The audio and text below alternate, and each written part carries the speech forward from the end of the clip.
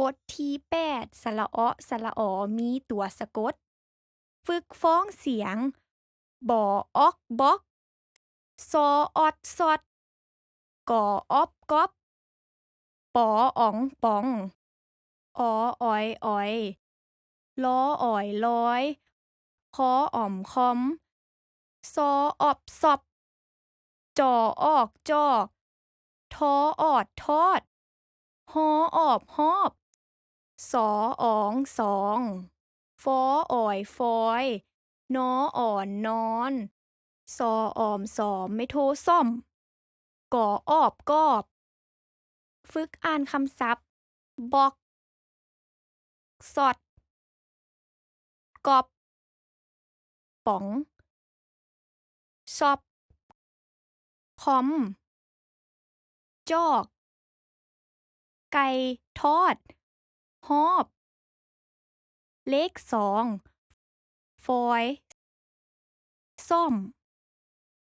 ฝึกอ่านประโยคก่อนมอบซอดอกกุหลาบให้มอกบุญรอดถึกแมงงอดตอดยูขาทอบหอบปึ้มสอบเสงม้าเป็นกอง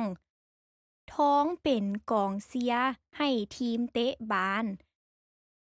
น้องๆพร้อมกันฝึกร้องเพลงสองย่าหลานฟ้อนพร้อมกัน ทองมอบของขวัญให้กับป้อง จอยห่วมฉลองวันเกิดซ้อน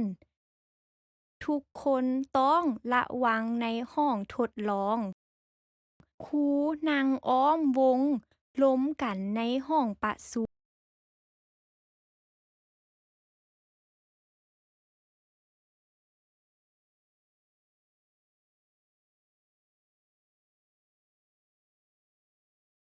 แม่สะกดตายสระเอ้อสระออ